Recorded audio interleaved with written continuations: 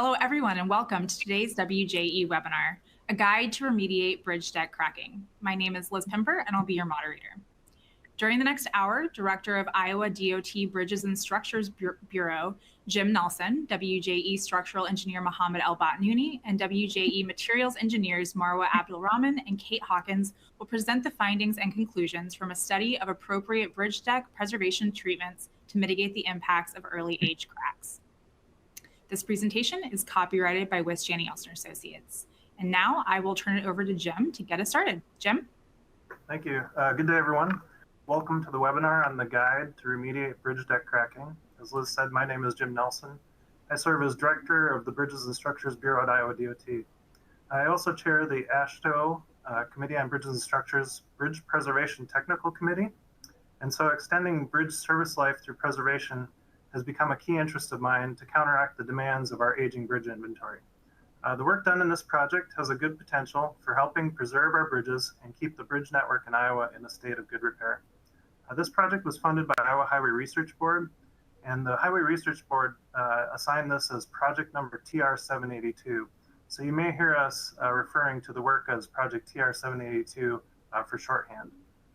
In order to satisfy learning requirements for AIA, for continuing education, we need to present our learning objectives. And so those are given on this slide that you can read. As Liz mentioned, a PDF of the presentation will be made available after this webinar, and so you can review these learning objectives in more depth or review the content of the presentation. So what is the problem that we're trying to deal with here? And I think this photo on this slide illustrates the issue that we're facing.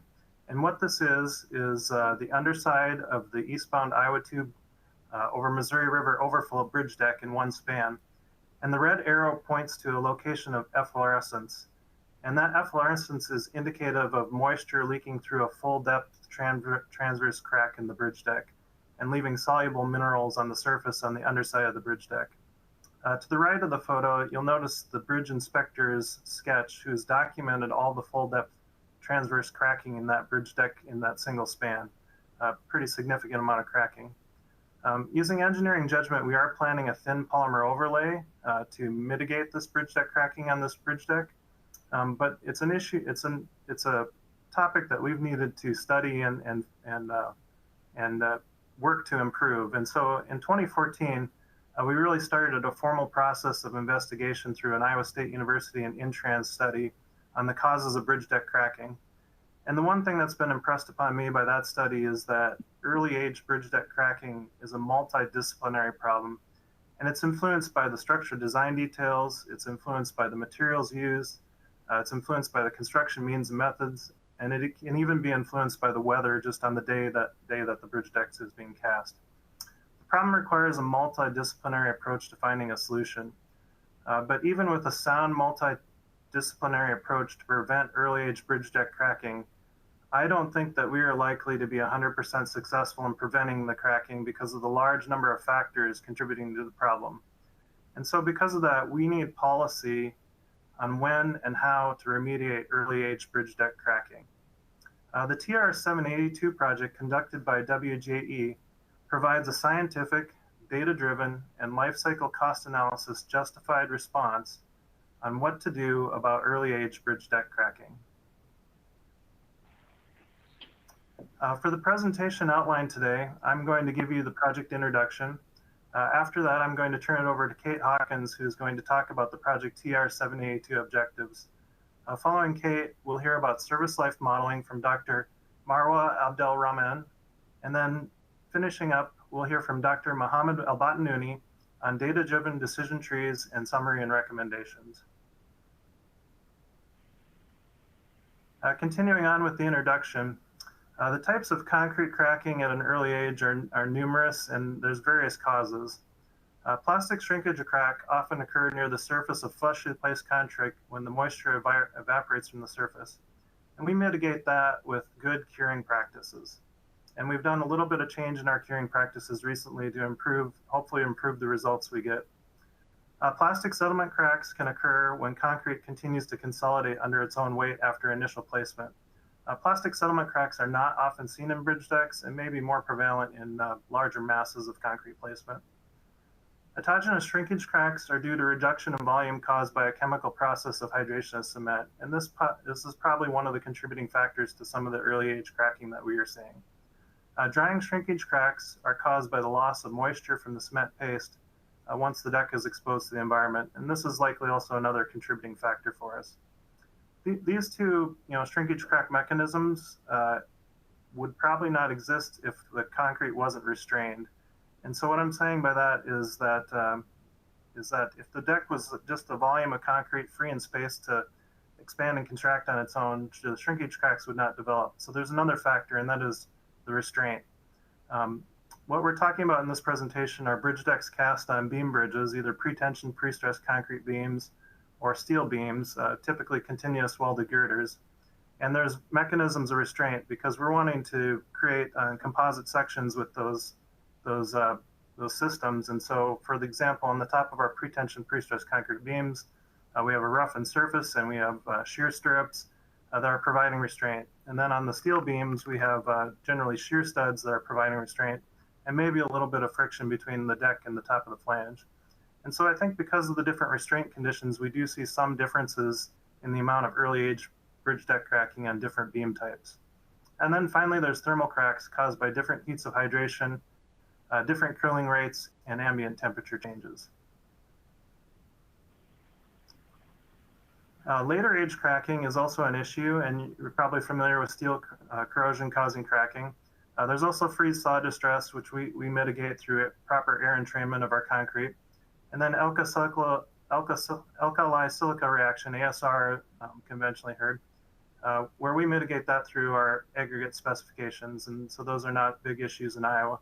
And then finally, structural loading cracking, which often manifests itself in the cracking over the piers in the negative moment regions. These types of cracking are not a focus of this research. Really, the research is focused on that early age cracking that we initially get. So how big of a problem is this? Iowa DOT's Ahmed Yusuf and Mike Knopp in the Bridges and Structures Bureau conducted a desktop study to investigate this problem. They focused on bridges constructed from 2015 to 2019, and they did this work in 2021, and the reason they focused on that time period of bridge decks is that there were new bridge decks that had inspection records. And so of the bridges that they looked at, which totaled 136, about a quarter of them were steel beam bridges, which is represented by the blue pie in the graph up there. And about 3/4 of them are pre-tension, pre-stressed concrete beams. The results of their investigation are shown in these two graphs, with the top graph being steel beam bridges. The blue bar is designating the number of bridges constructed in each year shown. And then the red bar is the number of those bridges in that group that had cracking. And so you can see the number we have for steel beam bridges. And then on the lower graph is the pre-tension, pre-stressed concrete beam bridges with the same data, with blue bar showing bridges constructed, bridge decks constructed, and the red bar, bridge decks with cracks. So to sum up that data, we had 105 pre-tension, pre-stressed concrete beam bridges constructed from 2015 to 19, and roughly about half of them had cracked decks. In the steel beam category, we had a smaller sample of 31 steel beam bridges constructed, and there we had about 1/5 of the bridges exhibit cracks. The cracking in the decks varied in terms of severity, and so we've also classified severity as either no cracking, mild cracking, moderate cracking, or severe cracking. And so this graph on this page is showing all bridges constructed, both pre-tension, pre-stressed concrete beam, and steel bridges. In their investigation, looking at the inspection records, they classified each of the different levels of cracking, and I'm giving examples here. So the first sketch on the left is level 0 because there is no cracking, so that would be a none. The sketch on the right exhibits just a mild level of cracking, and so there are very few cracks on the underside of that bridge deck, but there are some. Examples of moderate level cracking are shown on the slide on the sketch on the left, and then a severe case is shown on the sketch on the right. So looking at that data again, overall we had about 41% cracked decks when you're looking at both bridge types. About 8% of it was mild, 15% moderate, and 18% severe. So we've looked into solutions, and we've made some changes recently. We've been, as I said, formally studying this since 2014 and implemented a variety of things. One of the things that we recently did was update our standard specifications to specify a 7-day wet cure for concrete bridge decks that are cast using Portland cement concrete. We've also been constructing bridges with high-performance concrete since the early 2000s, and that specification from the start had a 7-day wet cure. But we had a legacy specification for our conventional concrete bridge decks that only had a 3-day wet cure. And so we recently modified that, so now that all those bridge decks are getting a 7-day wet cure, which I think to be probably at the bottom end of the range of best practices, which probably recommends a 7 to 14-day wet cure. The other thing that we've done recently is piloted the use of non-metallic fiber reinforced concrete in bridge decks. And so far that piloting has been going well, but we're too early in the piloting to tell how the effect is on early age cracking. But because it's been successfully implemented in our pilots and it's extremely low cost, we're actually going to continue and expand the use and then continue to monitor over time what our early age cracking situation is. One of the things that I think is promising nationally but hasn't been implemented in Iowa yet is internal curing. And unfortunately, Iowa doesn't have readily available sources for the expanded shale aggregate that folks typically use for internal curing. And so we would have to import it, and at this time, we don't think it's practical or cost effective to import that type of aggregate. So what we're looking into is investigating admixtures for internal curing concrete. And so we've got 2 current research projects that are looking into that topic.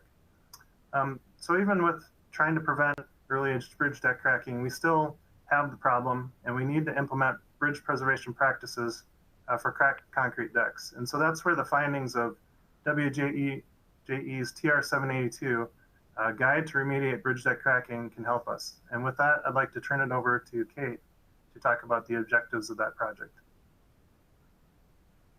Thanks, Jim.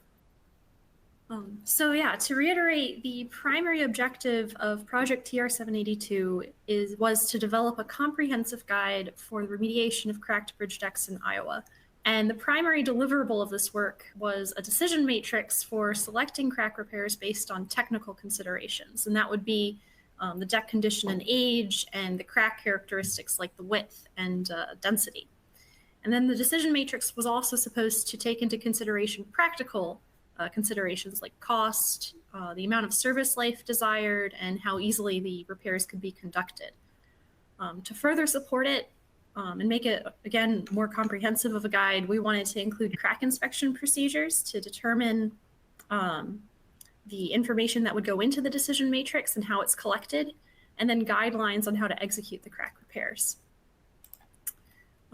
And so, again, to reiterate what Jim said, we kind of categorized cracking as early age versus later age, and the focus of this guide is on early age. Fixing a lot of the later age cracking, that's really caused by material degradation typically, and sometimes loading. And so addressing that cracking would be really a temporary fix, and you would really want to address the degradation mechanism. And this guide is supposed to really focus on improving the durability at an early age. So it's all very well and good to talk about causes of cracking, but when you have an inspector out on the field who's trying to figure out how do I describe this cracking so that we can make a decision on it, we came up with there are 5 primary categories that you would want to know. The first one is the orientation of the cracks with respect to traffic. So Jim showed a very nice photo very early on, and here's another one of transverse cracking where the cracks are transverse to the direction of traffic. There's also longitudinal cracking, which is parallel to traffic. And if the cracks don't really follow any particular pattern with respect to traffic, we might call them diagonal. Crack orientation is best used for describing discrete cracks, but sometimes we'll come across pattern cracking or map cracking. So noting the pattern of the cracking is also important. We also want to know the crack spacing, and I'll get into this more on the next slide, but it generally refers to the density of cracks within the area that's being inspected or their frequency. Crack size is important, so that would be crack width, crack depth. And then lastly, there's crack activity, and this refers to whether the crack is active or dormant. And active cracks are also called working cracks. The whole idea is that the mouth of the crack, the width that you can see, will change with time. It'll open and close, sometimes due to temperature, sometimes due to traffic going over the bridge deck. These generally require specialized repairs for the repairs to be effective. So, sorry there. So that was not considered in the guide. That was considered outside of the scope. But when you're out on the bridge deck conducting the inspection, the primary things that you can determine visually are the crack orientation, the crack pattern, the spacing, and the width. And you might be able to get an idea of the crack depth, if you have a probe. But generally, to get an accurate depiction of crack depth, you would really need to take cores, which isn't very desirable. So to get a little bit more into how we would want to describe crack density, because there's a number of different ways to do it. We followed a classification that was developed for the Montana DOT by Todd Nelson of WJE. And we have 4 primary categories. We have mild cracking, moderate cracking, severe cracking, and very severe cracking. And on the far left of this table, it's expressed in terms of length of crack per unit area of deck, which is very easy to determine in the field. In the center of the table, there's crack affected area, and this relates a little bit more to the modeling that Marwa will discuss, but essentially we assume that the crack affects the 2 inches on either side of it. And so that becomes an area divided by the unit area of the deck. And then the last way to express it that we have here is frequency of cracks, or what's their spacing. So if we assume that all of the cracks are transverse cracks, which happen very frequently, how many feet are there between each crack? And so that's the final way we described it here. To give some examples as to what these different density categories would look like, this is an example of mild cracking. Again, purely based on density. The green shaded area is the unit area that we were looking at, or the inspection area, and the green lines are the cracks that were noted during the inspection. This is an example of moderate cracking, and again, this is moderate cracking within the yellow shaded area. And then this is an example of severe cracking in the pink shaded area. I don't have an example of very severe cracking. That's about a crack every foot, which can happen, but it's very rare. All of these are real life examples, or real world examples that have been observed in the field. So then getting into crack depth, this doesn't have an exact number, but for the purposes of this study, we consider deep cracks to be cracks that directly reach the reinforcing steel, as these would permit moisture and chlorides or other aggressive ions to directly reach the steel and cause degradation. Shallow cracks, on the other hand, we classified as cracks that extend a little bit into the concrete cover, but not completely. So there's still some concrete protection over the reinforcing steel. And then below, with regards to pattern and width, again, these aren't absolute rules, but we generally characterize deep cracks as being transverse or longitudinal discrete cracks, versus shallow cracks. We consider map cracking to typically be shallow. And then deep cracks we expected to be relatively wide compared to shallow cracks. So after getting into how do we characterize and describe cracks and what information would come in from the field, we came up with a list of crack repairs that could be done. And they varied from anything as minor as, deferring maintenance or doing nothing for now, or applying a water repellent treatment to the deck surface, which would be a penetrating sealer, also the way to relatively robust repairs such as placing down an overlay or even replacing the deck. But we didn't consider all of these. We took out routing and sealing, as this is actually more commonly done for active cracks, and it's rarely done on bridge decks. It's really a pavement crack repair method, so it would have a relatively high initial cost and require some investment for bridge deck applications. We also took out pressure injection with epoxy. This is, again, a relatively expensive crack repair, and it's very good for structural repairs, but the whole point of this is to address early age bridge decking cracking for durability. So it was relatively economical and the need for pressure injection would be evaluated on a case-by-case basis. We also removed the cementitious overlays. This isn't typically done. It's very undesirable on early age decks that have just been constructed due to their expense, and they have quite a bit of traffic disruption. But we kept in the premixed polymer concrete overlay. We recognize that's also a very expensive option, but it provides a relatively impermeable layer compared to the existing concrete cover, and it has much less traffic disruption than cementitious overlays. And lastly, we also took out replacing the deck. That's, it's not never done, but it would require very special investigation and extenuating circumstances to be cost effective, which again is something that should be considered on a case-by-case basis outside of the guide. And with that, I'll turn it over to Marwa to discuss this more. Thanks, Kate. So to develop the decision trees, which are the main objective of this project, and to run the life cycle cost analysis, we need first to understand what is the service life to be achieved with each of the treatment options. And for that, we perform service life modeling using our in-house modeling software, WJE Castle. And we compare the different crack treatment options by looking at two threshold values. The first one is what is the time to repair. So after treating the cracks, how long it takes until the bridge is due for partial depth repairs. And we assume that this is when the bridge deck is showing damage over 5% its surface area. And then the second threshold was what is the time to replacement. And we assume that this is when the bridge deck is showing damage over 20% of its surface area. And we understand that these thresholds are different from one DOT to another, but we consider that 20% damage on the bridge deck weren't enough, significant enough rehabilitation project that we can consider for our analysis as replacement effort. So to run the service life modeling, we conceptualize the corrosion process into two stages. The first stage is the initiation time, which is the time it takes for chlorides to penetrate through the concrete cover until it reaches the depth of the reinforcement and accumulate at that depth to a critical concentration that we call chloride threshold. And this is when the corrosion initiates.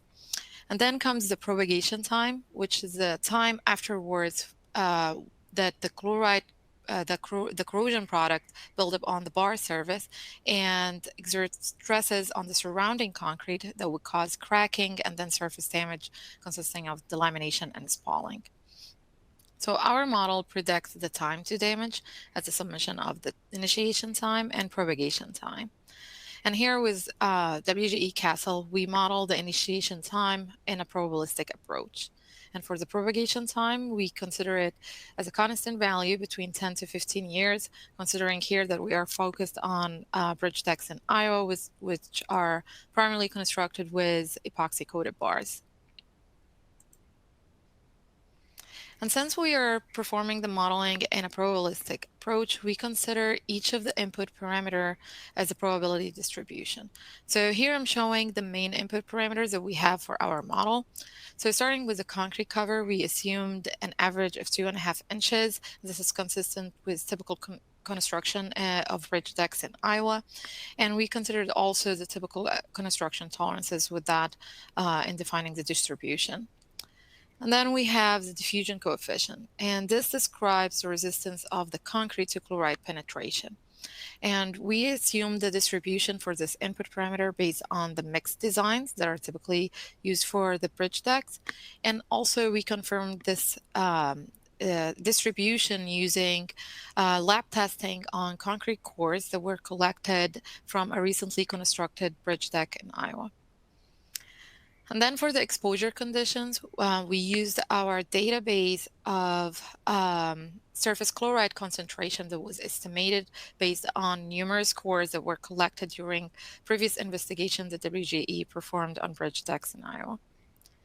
And then for chloride threshold, this was assumed based on the reinforcement bar type, and in this case it's epoxy coated bars, and also considering the cement content and supplementary cementitious material of typical mixes. And the output for our analysis would be what is the percentage of damage in terms of surface area of the bridge deck with the age of the structure. And if we define an end of service life criterion, in this case we defined it at 20% of damage, we can then estimate what is the service life of the bridge deck. So here I'm going briefly over how we considered cracking in our model.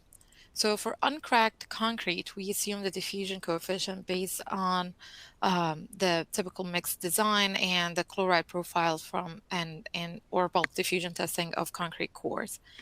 But for cracked concrete, the presence of the crack would facilitate the penetration of chlorides, and we describe that in our model using an elevated diffusion coefficient.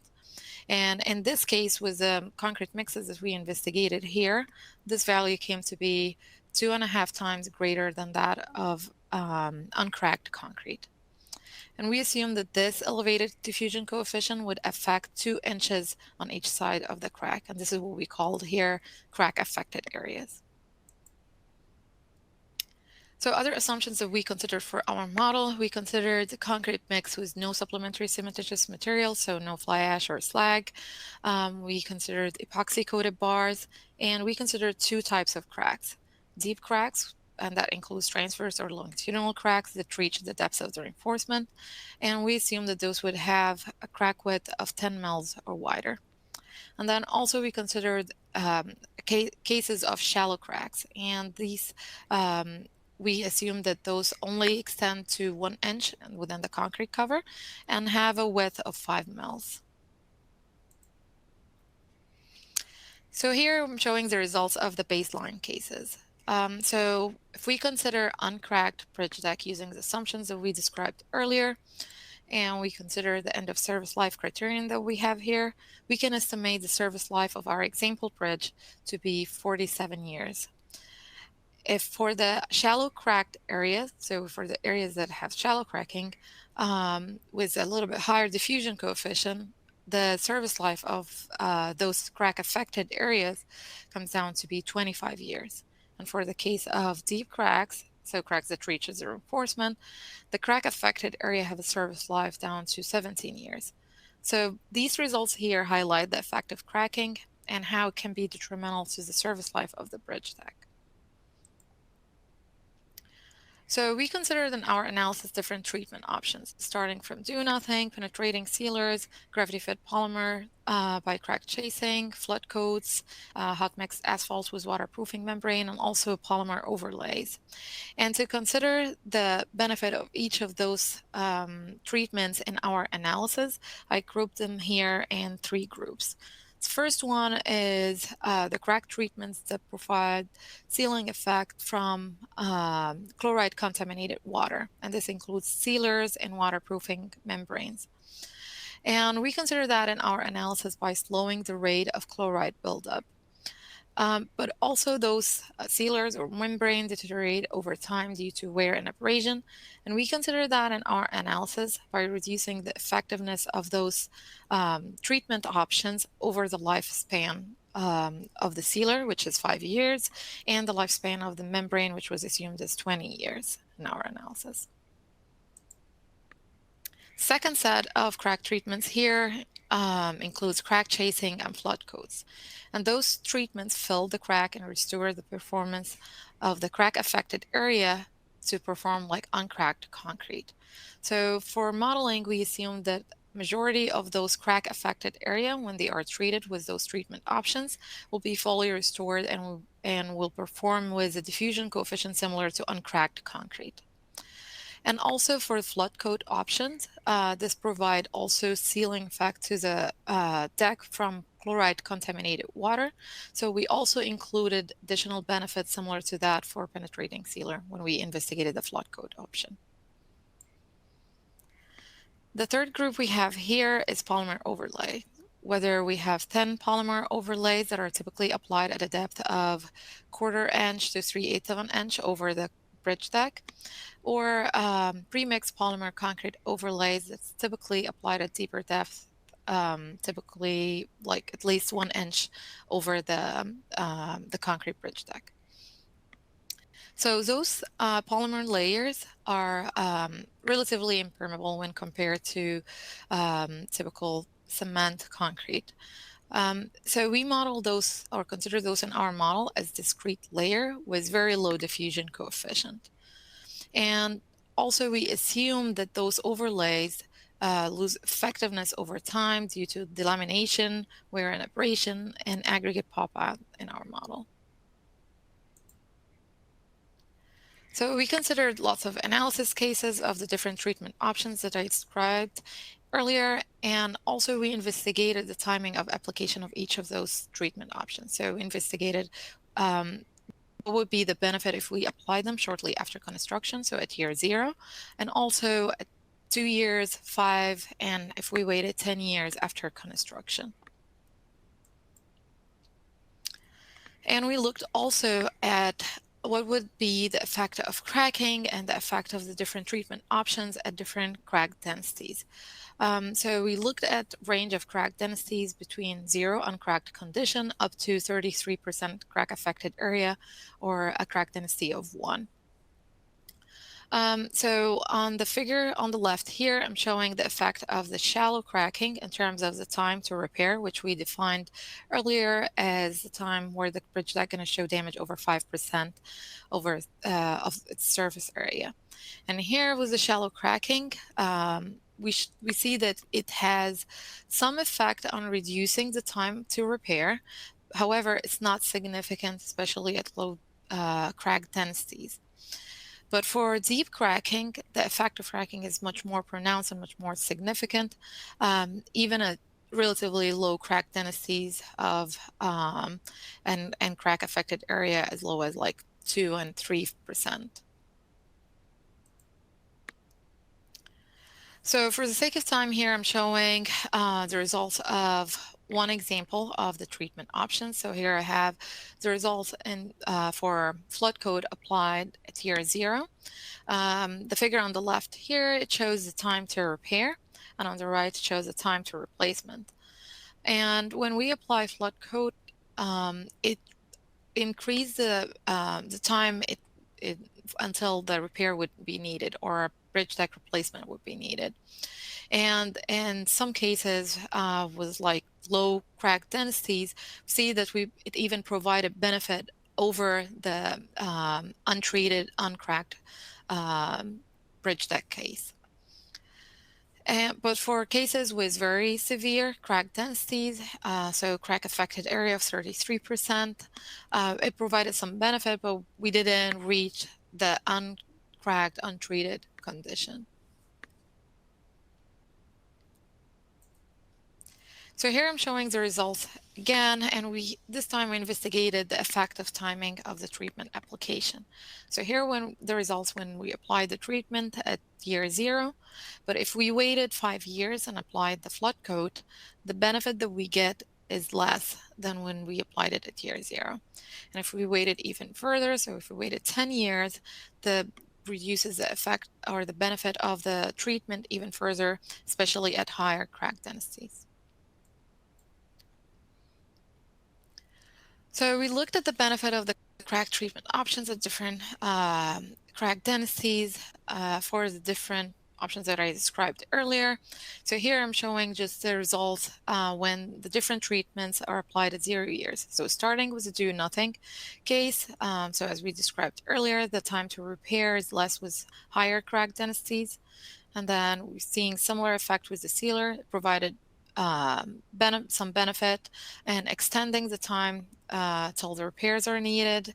And here's the results for flood coat, hot mixed asphalt with waterproofing membrane, also for thin polymer overlay and pre-mixed polymer concrete overlay. So all of the treatment options provided benefit over the do nothing case, and that level of benefit change depending on what treatment options you apply and also depending on the crack densities. And we used all of this information to develop decision trees, as Mohammed going to describe next. Thank you, Marwa. So as Marwa mentioned, we use information from the service life modeling to help us guide us in developing our decision trees.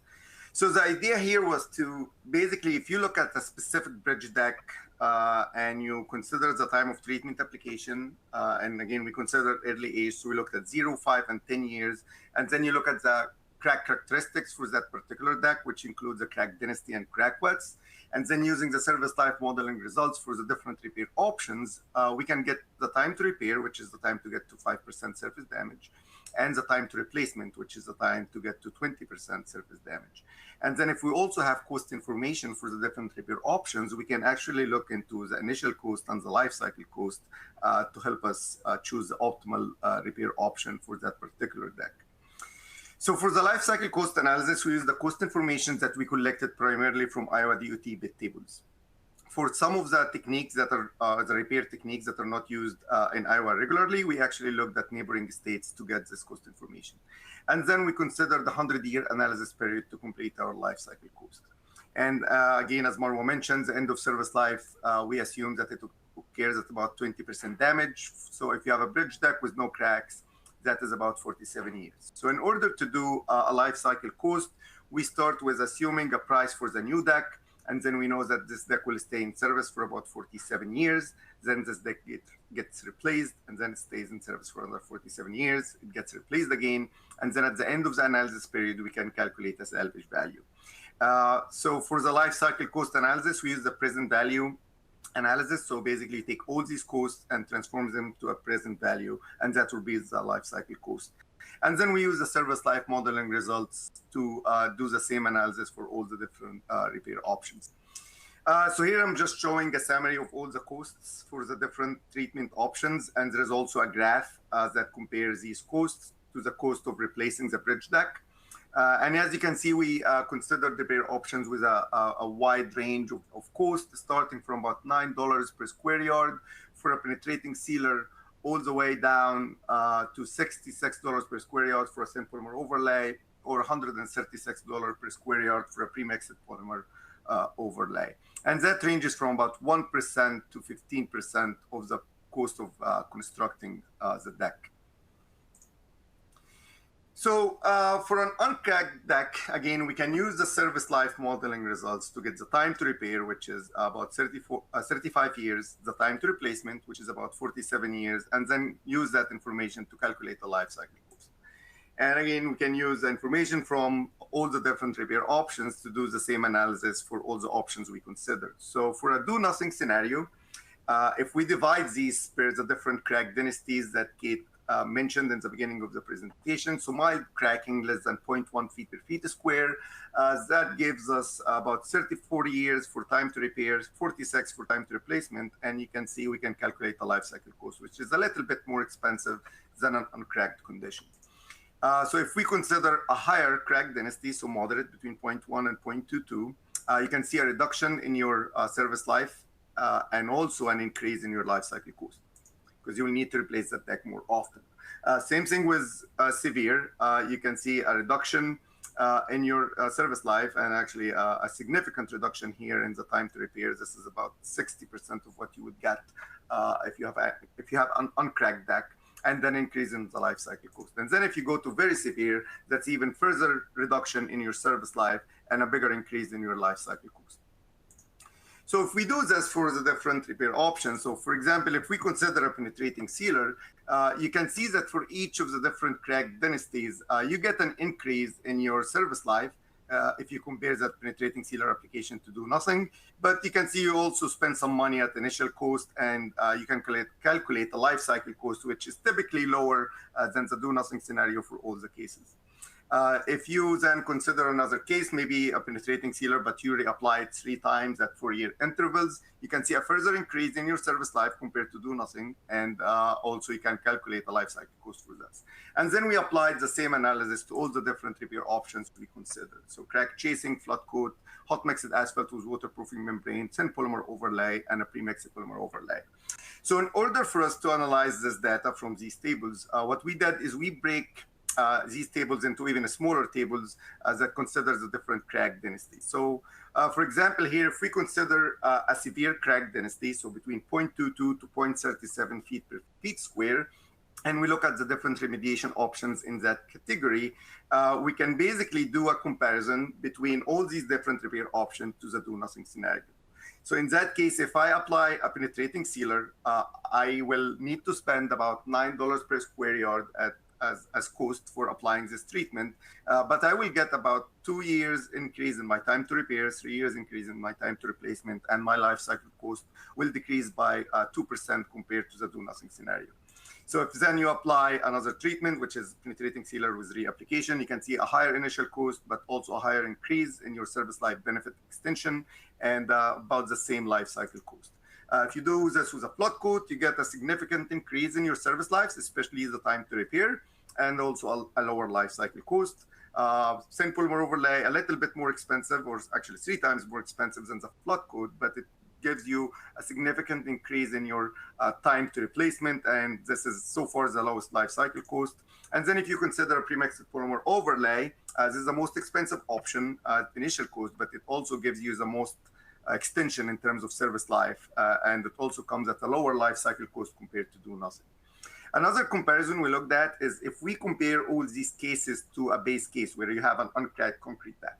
And that was important for us because an uncracked deck will get to 5% damage, which is a number we assume to do partial depth repairs at 35 years.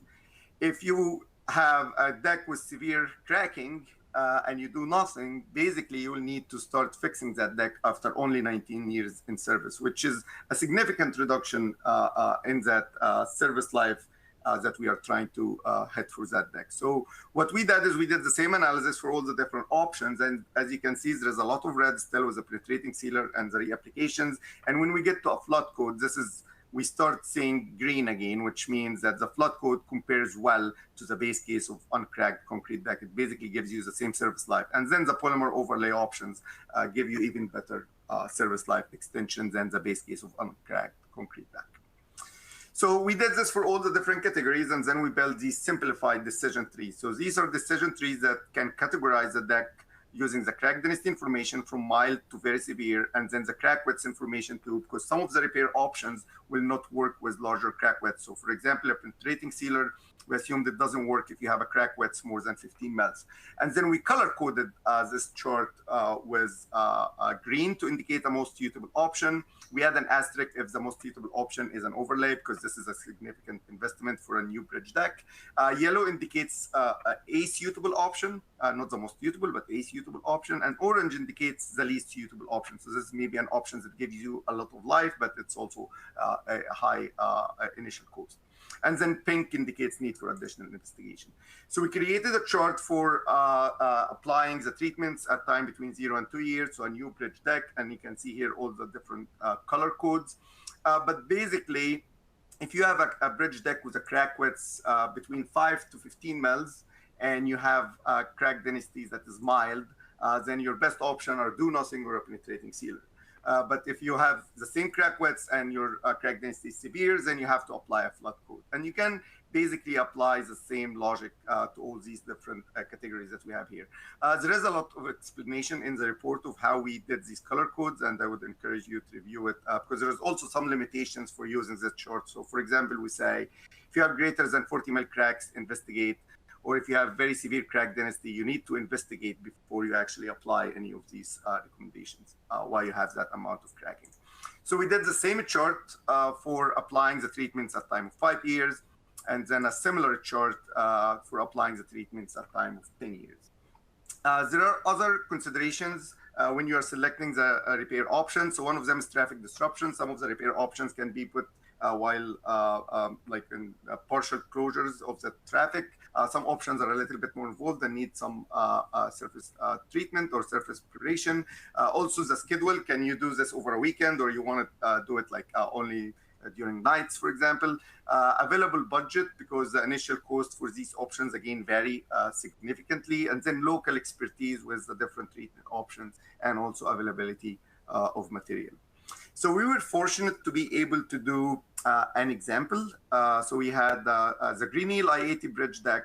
While we were doing the project, it had a problem with early deck cracking. So that's a bridge deck with about 250 feet long, about 60 feet wide. And we basically went out there, did a crack map for the deck. And you can see it here, all the green lines are basically cracks. And we also collected some photos of that bridge deck. And basically what you see here is that the southern 10 feet of that bridge deck had a lot of cracking, early age cracking, before the bridge was actually open to traffic. So if we apply the logic that we developed here and assume this is a deck area and calculate the summation of the crack length and calculate a crack density, that will give us a crack density of 0.02, which is mild. And in that case, you can either do nothing or put a penetrating sealer. But if we only consider the 10 feet where you have most of the cracks, full lane length, and you calculate the crack density, that gives you a crack density of about 0.11, which is in the moderate category now. So you can't do nothing anymore. Your best option is a flood coat, or you can still put a penetrating sealer. So if you go then around the pier and calculate the crack density, that comes up to about 0.2, which is again in the moderate category, and same options. But if you go to the area where you have the most significant cracks, the heavier cracks, and you calculate the crack densities, that gave you a crack density of 0.25. So now this is in the severe cracking range, and your only option really is to apply a flood coat. So this showed us the importance of selecting appropriate area to calculate the crack density. And actually, Florida DOT specifies that when you calculate crack densities, you need to investigate an area between 100 and 400 square feet. And we found that this is a good range. It was actually one of the ranges that we used in this analysis here. So we recommended that range be used for calculating crack densities. So in summary, we evaluated the impact of deep and shallow cracks and different crack densities on the service life of Iowa bridge decks using service life modeling, particularly WGE Castle software. The modeling showed us that it is very important to repair the cracks because that will have a huge effect on the durability and the service life of your bridge decks. And also the analysis did show that the timing of application is very important. The earlier you fix these cracks, the better your service life extension would be, because that timing had a significant effect on the service life extension benefits. And finally, we were able to develop data-driven decision trees that are specific to Iowa, because we did use Iowa exposure conditions and Iowa materials, and also Iowa design specifications in this project. But these decision trees were developed with the idea that you can select the optimal repair options for a bridge deck cracking problem based on the repair cost, the service life extension, and also the life cycle cost analysis that we completed in this study. So following this research, our DOT actually had an RFP to conduct non-destructive bridge deck inspection using high-resolution imaging of new decks. And the idea here is that you can inspect the decks with cameras and then take this information, put it in an algorithm that can calculate the crack widths and the crack densities for the inspected deck. And then you can use the decision trees that were developed in this research to select an optimal repair option for these decks that were inspected. So at the end, I would like to thank you all for taking the time today to attend this presentation, and I will give it back to Les to see if we have any questions. All right, thank you, Mohammed, and thanks, Jim, and Marwa and Kathleen for the great presentation. All right, let's take our first question. How close is severe cracking to failure, and what is the point at which you recommend replacement? Okay, so for the work we did here, we're mainly looking at durability. So there's no structural failure in a way. It's really how long your bridge deck will stay in service. This is what we mainly looked for. So from our examples, if you have a very severe cracking, which we assume that's more than 0.37 feet per feet square, your bridge deck will stay in service for a number of years, and that number in this case for the very severe condition is about 28 years compared to 47 years if you have no cracking. But we did recommend that if you have this condition, you can use the charts, but you should also investigate why you have this amount of cracking, because very severe cracking, which is a crack every 1 to 2 feet, is very significant on a bridge deck. Okay, our next question. How does your study account for crack width? At what width do you consider a crack worth noting? Okay, so we consider the crack width by our assumptions for the elevated diffusion coefficient. So we did previous studies and built a database of diffusion coefficient at cracked concrete. So we collected concrete cores on previous projects, and we analyzed the chloride profiles and the chloride fitting to estimate the diffusion coefficient. And we built a correlation with the crack width, and we have seen that for crack widths between 5 to 10 mils, the diffusion coefficient increases with the crack width. But once you get to 10 mils or wider, it's about the same, and it averaged about 0.8 inch square per year, which in our case here, when we compare it to uncracked concrete, was estimated about 2.5 times. So it's not always 2.5 times greater than the uncracked concrete, depends on the mixed parameter and other information about your concrete. But for our analysis here, it was about 2.5 times greater for 10 mils or wider. So it's basically due to gets considered with the diffusion coefficient assumptions in our service life model. Okay, our next question. What is the basis of the 2.5 multiplier for the apparent diffusion coefficient in the cracked region? So I think I covered it a little bit on the answer on the previous question, but so this is based on database that we built internally here at WJE, looking at numerous number of cores that were collected at cracked locations on previous projects that included bridge decks, and analyzing the chloride profile. So the 2.5 times is just for this study based on the specific mixed parameters that are described here. But it's going to be a little bit different based on the crack width and also based on the mix design. Okay, this question may also be similar. Can you please elaborate how the service life modeling based on diffusion was translated to total cracked area? Was this based on assuming that the area around the cracks were reaching the threshold? So we didn't assume that it was reaching the threshold. It also went through service life modeling. So the cracked locations, we also performed service life modeling using the elevated diffusion coefficient.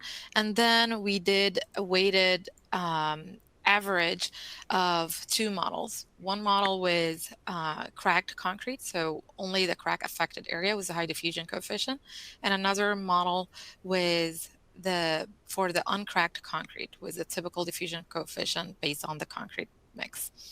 And then based on the crack density, we did a weighted function where we can get the overall or the combined performance of the bridge deck. So the percentage of crack affected area was based on the 2-inch width on each side of the crack. We calculated that as a percentage of surface area of the overall bridge deck, and we did the weighted average of the 2 models to get the combined effect or the performance of the total bridge deck. Okay. The next question. Would you consider a 30-year-old bridge deck with moderate cracking and minor spalling too late to receive a flood sealant? The deck also has chloride contamination.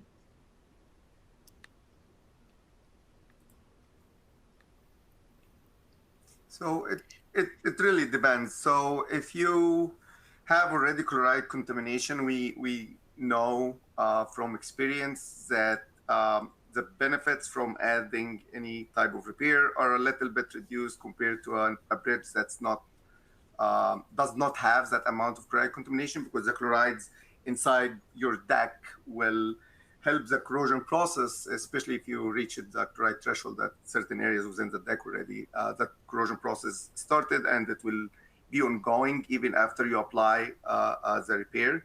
So it depends on how much chlorides you have and what is the condition of the remaining bridge deck to select an appropriate repair option. So that's a little beyond the scope of what we did here, but we do have other research studies with Iowa DOT and other states too that describe some logics on how to choose repair options for bridge decks that are already in service. We're actually working on a pooled fund study that is trying to address this question with Iowa DOT as the lead state. So. Yeah, and I would just add that this study was like that we are presenting here was focused on early age cracking. So we are looking at bridge decks that are 10 years or less. Okay. The next question is, I believe you mentioned that shallow cracks have little effect on service life. You also focused your study on early cracking. Are most typical early cracks found to be deep rather than shallow? So for early cracking, it includes both. So some of the early age cracking are, as Kate mentioned in the presentation, they are pattern cracking or map cracking that are typically shallow, but there are other types of cracking like transverse cracking that extends the fall depth in some cases. So early age cracking can include both. All right, the next question is for Jim. Is Iowa DOT investigating the use of lightweight aggregate concrete as a possible way to reduce early age cracking? So I do think that, internal curing shows a lot of promise, but because of our, we don't have a readily available source of the expanded shale aggregate. Here, we're actually not looking into importing that type of aggregate because we don't necessarily think it would be practical or cost effective. And so we're addressing the internal curing by researching admixtures that might, like super polymers, super absorbers that we could potentially add to the concrete mix, and that might be cost effective to help us get internal curing and prevent that drying shrinkage. Okay. Our next question. Were post-tension bridge decks included in this study? If so, did those decks perform similarly to regularly reinforced decks? I think I can answer that one as well. And typically, we do not construct bridge decks that are post-tensioned. I do see that post-tensioning could be highly effective in controlling cracking, but it's also fairly costly to implement. And so our bridge decks are typically just reinforced with conventional reinforcing. The vast majority of them, we use epoxy coated reinforcing. We do, on occasion, initiate an enhanced service life design that we might use some other materials that are more corrosion resistant. For example, we're about to build a border bridge that we do want an enhanced service life, and so we've specified stainless steel reinforcing for that bridge deck. Okay, we've got time for about 2 more questions. For this example, I think regarding the last example, could you just flood coat the deck in the area of the cracking along the outer sides of the deck and not the entire deck? Yes, you can do that. However, the benefits that you would lose will be the sealing benefits of that flood coat over the areas that does not have cracks. But for that particular example, since the majority of the deck was basically had very little cracking, you could do crack chasing for the rest of the deck area and then just flood coat that lane, and that would give you back a similar service life to an uncracked concrete deck. Okay. And our final question for today, how is the typical diffusion coefficient obtained? Okay, so for we have the mixed design for typical bridge decks in Iowa from the Bridge Design Manual, and you can use some equations to estimate what is the diffusion coefficient based on the mixed design, mainly the water cement ratio. But in our case here, we also went back to previous investigation of bridge decks in Iowa, and we looked at the chloride profile of existing bridges that we looked at before, and we compared how the diffusion coefficient that we estimated compared with our previous projects. And additionally, we went to a recently constructed bridge deck in Iowa, and we collected cores, and we performed lab testing on those cores to estimate the diffusion coefficient. So we ran bulk diffusion testing to get that value. All right. Thank you, Marwa. And thank you, Jim and Kate and Mohammed, for the great presentation. That is all the time that we have for questions today. Thank you all for joining us. We hope it's been educational. So again, thank you so much for your time, and we hope you have a great rest of the day.